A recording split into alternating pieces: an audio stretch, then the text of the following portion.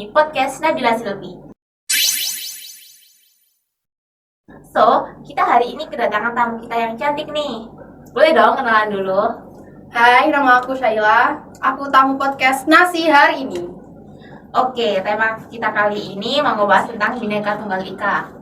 Di Indonesia ini kan budaya bangsa banyak yang berbeda, kayak agama, ras, bahasa. Nah, kebiasaan orang-orangnya juga kan tentu berbeda-beda.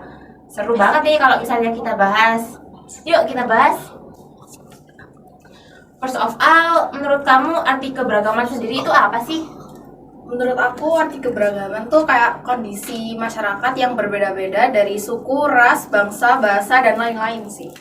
Oke, kamu sendiri nih kalau punya teman yang beda suku atau beda agama, menurut kamu itu masalah nggak sih? Aku sendiri nggak masalah sih. Karena kayak kalau banyak temen beda-beda suku kayak seru gak sih? Kita kayak belajar Ya benar. perbedaan mereka, bisa kayak ya kayak seru gitu. Nah, kalau kata kamu kan nggak masalah nih berteman sama suku lain. Kalau boleh tahu kamu sendiri dari suku mana sih? Aku sendiri blasteran lokal sih. Wow, bahasa lokal dari mana tuh? Aku dari suku Sumatera sama Jawa. Oh, kalau mudik kamu nyobain khas Sumatera asing nggak sih kayak makanannya gitu?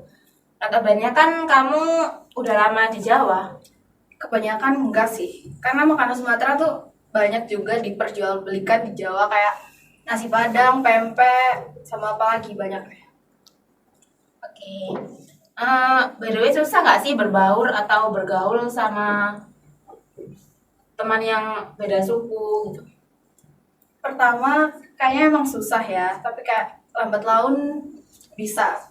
Kita kalau mau belajar tuh bisa, kayak bahasanya harus belajar 1 tahun, 2 tahun, mungkin 3 tahun. Oh, oke oke. Kalau menurut kamu, kan banyak tuh berita-berita yang topiknya tentang bullying. Terus mereka tuh nggak mau temenan sama yang beda suku, beda agama. Nah, kalau kamu gimana pendapatnya? Aku sendiri melihatnya miris ya. Ya Kamu benar juga banget. Aku juga miris.